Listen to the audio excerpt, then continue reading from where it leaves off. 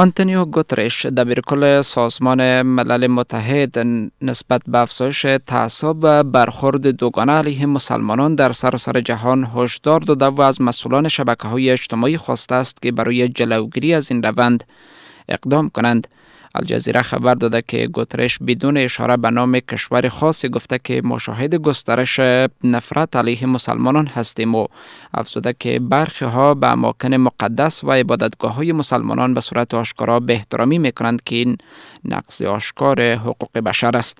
بر اساس گزارش نهادهای حقوق بشری در کشورهای انگلستان، امریکا، فرانسه و هند و برخی دیگر از کشورها اقدامات تبعیض‌آمیز و نفرت انگیز علیه مسلمانان افزایش یافته است. برای بحث بیشتر در همین مورد آقای مفتی محمد ناصر حقانی را از طریق تلفن با خود داریم و بیشتر در این مورد با اونا بحث میکنیم. حقانی صاحب سلام به شما، خوش آمدین به برنامه. الله برکاته. ما هم به نوبه خود سلام و احترامات اول بر شما و بر تمام شنونده هایتان عرض می‌دارم. زنده و سلامت باشین. حقانی صاحب خیلی سپاس از اینکه وقت دادین و در برنامه اشتراک کردین. حقانی صاحب، ارزیابی شما چیست؟ افزایش تبعیض علیه مسلمانان در سطح جهان و بی احترامی به اماکن مقدس مسلمانان تنها در قالب برخوردهای فردی است یا نه بخش از یک سیاست بزرگ کشورهای کفری برای آزار و اذیت مسلمانان است؟ بسم الله والحمد لله والصلاة والسلام علی رسول الله. قسمی که ما شما میدانیم که در اینی سالهای اخیر بالخصوص از سالهای تقریبا 2015 به این طرف در اکثر کشورهای اروپایی و غربی ما میبینیم که در اوج یک سیاست پلان شده علیه مسلمانان به اصطلاح تصمیم میگیره یا افراد سیاستمدارای حاکمان وقت بالخصوص کسایی که پلان حکومت ها را ترتیب میکنند که در عرصه در سرشان امریکا که در سیاستشان یک تبعیض علیه مسلمانان وجود دارد ما شما میبینیم. بالخصوص نه تنها یک مثال شما در فلسطین داده میتونیم، بلکه در کشورهای فرانسه، کشورهای بریتانیا، کشور هند ما دیده میتونیم که در اوج همین قسم یک سیاست پلان شده به پیش می رود علیه مسلمانان تا مسلمانان را آزار و اذیت بکند، تا مسلمانان را از به اصطلاح بگوییم مراسم و محافل اسلامیشان بازگردند و نمیتوانند که در اوج حد اقل عبادتگاه های خود را به اصطلاح اوج نگاه بکنند. ما میبینیم در هند اکثر وقتا مساجد و اماکن اسلامی مسلمان ها با تشک شده میشه. مسلمان ها حتی ما میبینیم که در درخت را آویزان میشه، از مساجد کشیده میشه. و در کشورهای اروپایی ما هم میبینیم در فرانسه زنان مسلمان به خاطر حجابشان حتی زندانی میشه، اسیر میشه و یا هم تکس سرشان وضع میشه، مالیه میده در مقابل حجابشان. خب برعکس در کشورهای اسلامی کسایی که غیر مسلمان هستند اوجا در امان هستند، محفوظ هستند، تمام مراسم و محافلشان او به اصطلاح به شکل آزادانه و به شکل مستقل به پیش میبرد. به شمول کشور ما شما که در اینجا ما شما هم اهل اونود داریم، سیک ها داریم، یهودها و غیره داریم در اینجا،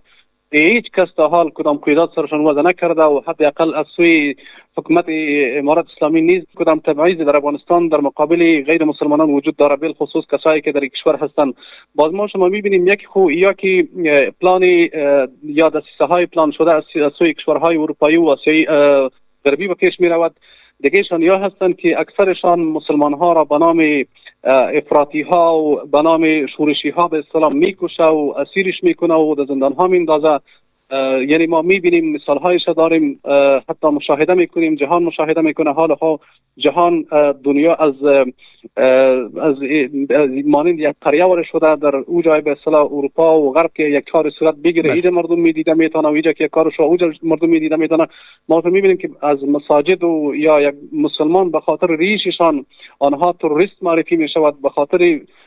نماز کردن در سرک و در یک جای دیگه به اصطلاح که نماز در وقت خودشان یک مسلمان در یک جای میخونه در سرک و سفر و غیره پارک و دیگه جا او میبینه میگیره و اسیرش میکنه به خاطر از امیا که یک اتهام سپرسشان بسته میکنه که یا یعنی یک تروریست هستن. به این معنا که به نزد غربی ها و به نزد اروپایی ها بالخصوص حاکمان وقتشان، آنها که سیاست ها را به پیش میبرند، اکثرشان ایت فکر میکنند که مسلمان ها را اکثرشان تروریست میدارند،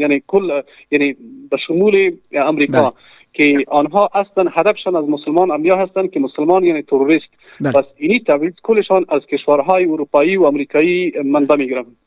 حقانی صاحب، اگر که جلوی تبعیض آنچنانی که گوترش میگه گرفته نشود، چقدر با افزایش این تبعیض همزیستی و صلح جهانی به خطر خواهد افتاد و بایا از تبعیض علیه مسلمانان جهت‌های هم است که سود ببرند؟ اول خویا که چیزی که به اصطلاح گوتریش میگه ما سرشان قدر باور و اعتماد نداریم که آنها در این گپ خودشان هم صادق باشه، چرا که ما شما میبینیم که کدام وحشت ها و بربریت ها که در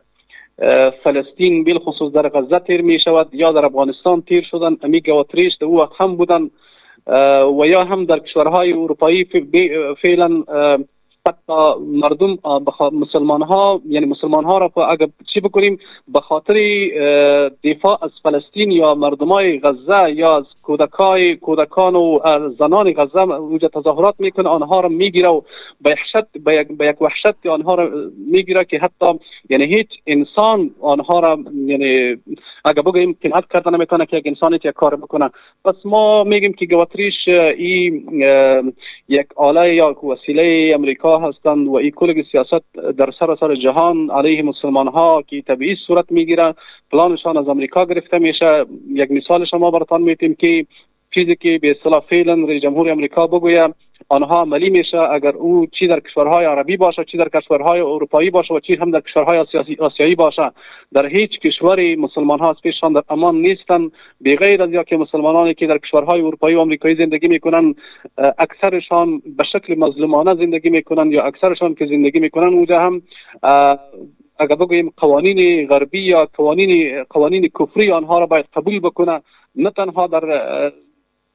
قوانین به مثال حکومتی یا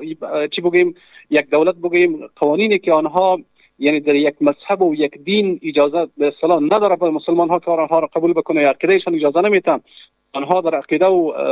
مذهب و دینشان باید خود مختار باشن، مستقل باشه، لیکن در کشورهای اروپایی و آمریکایی مستقل نیستن. ما شما عملا در مسلمان ها میبینیم که مسلمان ها حتی امو عنعنات و رسم و رواج خود رو به پیش بردن نمیتونن، اگر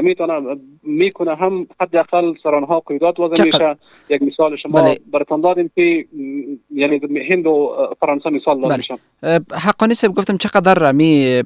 تبعیض یا افزایش همین تبعیض همزیستی و صلح جهانی را به خطر خواند داخت؟ اول خویا که فکر نکنم که صلح جهانی به اصطلاح به خطر بیندازه، به خاطر از امیا که تا وقتی که خود اینی جهان غرب، هدف ما جهان غرب هستند، آنها از اینی چیز دست نکشن، تاوان خودشان هستند، چرا که مسلمان ها همیش تا وقتی که به اصطلاح یعنی اسلام و دین و خدای خودشان خداوند متعال برشان اجازه نده او وقت هیچ کار یعنی نمیکنه که تبعیض بکنه، چی با کافر باشه چی با غیر کافر باشه. پس اینی تمام چیزها هستند که خودشان میکنه و فکر میکنم که اگر اینی چیزها دوام پیدا بکنه فکر میکنم که شاید نسل‌های آینده مسلمان ها در مقابل کفار بالخصوص در مقابل غربی ها و در مقابل اروپایی ها شاید تبعیض بیشتری از ما شما کلا داشته باشه، چرا که آنها هم یک عقیده و یک پند میگیره از اینی چیزهای فعلی. پس ما گفته میتونیم که گواتریش اینی چیزها را مطرح میکنه و که صلح جهانی را برهم میزنه، این صحیح هستن. خب اینی منبع و سرچشمهشان که هستن از خود غربی ها و اروپایی ها هستن. بله حقانی صاحب، خب آنچنانی که گزارش ها نشان میده که در اواخر تبعیض علیه مسلمانان افزایش یافته در جهان، در این شرایط کشورهای مسلمان یا کشورهای بزرگ اسلامی در این زمینه چی مسئولیت دارند و چی نقش میتونن که در کاهش تبعیض علیه مسلمانان ایفا کنند؟ اول خویا که برای مسلمان ها قسمی که امت واحده هستند، امت متفق باید باشند. حداقل کاش ما میگیم که حاکمان وقت کشورهای اسلامی به یک دیگه یعنی حداقل یک اخوت می داشتن، حداقل از غم یکی دیگر را بر عهده می گرفتن که غم یکی دیگر را سبک بکنه. حداقل در کشورهایی که آنها بالخصوص ضعیف هستند، مسلمان هایشان در اوج جنجال ها مشکلاتی هستند، در عرصه رفع مشکلاتشان همکاری میکردن که این چیزها فعلا نمیبینیم. خب باز هم امیدی داریم که در آینده کشورهای مسلمان بالخصوص حاکمان وقت مسلمان اینی پند و عبرت بگیر از اینی کارهای کفار که آنها بالخصوص در سرکردگیشان امریکا هستند، غرب هستند، اروپایی ها هستند که علیه مسلمان ها تبعیض میکنند. مسلمان ها فقط باقی ماندنشان، بقایشان در اتفاق و اتحاد هستند. گرنی ما شما میبینیم که چیزهایی که در جزیره العرب واقع میشه یا کشورهای خلیجی واقع میشه، ما شما میبینیم که یک وقت خواهد رسید که کل مسلمان ها سر کعبه فعلی ما شما هم گریان خواهیم کرد، به خاطر از امیا که اینی تمام چیزها از به اتفاقی بین خود مسلمان ها هستند. پس یگانه ترین راه همیا هستند که ما متفق و متحد باشیم، مسلمان ها متفق و متحد باشند، چرا که مسلمان ها بیادرای یکی دیگه هستند، مسلمان ها اعضای یک جسم هستند و بالخصوص مسئولیتشان که هستند به دوش حاکمان فعلی کشورهای اسلامی هستند. بله، حقانی صاحب، کشورهای بزرگ همچون امریکا، انگلستان، همین گونه فرانسه و هند با وجود تعهدات بین المللی به حقوق بشر که دارند، باز هم در این کشورها مسلمان آزاری و تبعیض علیه مسلمانان در حال افزایش است. فکر نمی‌کنین تعهدات بین المللی به حقوق بشر فقط یک شعار است برای این کشورها و بعضی تعهدات فقط در صورتی که نفع خودشان باشه این تعهدات را جدی میگیرند؟ اول خویا که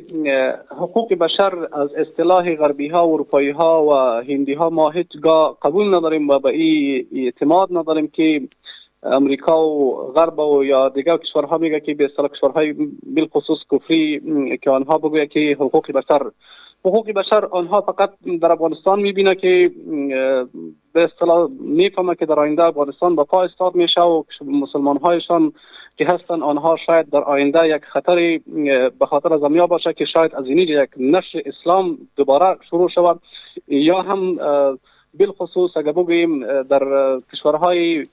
فلسطین و در کشورهای سوریه و سومال و سودان در اونجا که مسلمان ها هر روز به هزارها میمورد سوی اینی تیارهای بی سرنشین و تیارهای بی پنجاودی غربی ها و اروپایی ها که در اونجا کشورها را مستعمره کردن، در اونجا حقوق بشر نیستن، فقط یا هم در کشورهای خودشان که مسلمان ها را تحت یک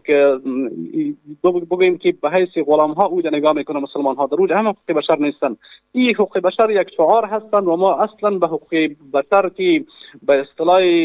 غربی ها و اروپایی ها هستند هیچ اصلا باور نداریم. خیلی سپاس حقانی صاحب، ممنون از اینکه وقت دادین. تشکر. زنده و سلامت باشید. وقت بخیر باشه.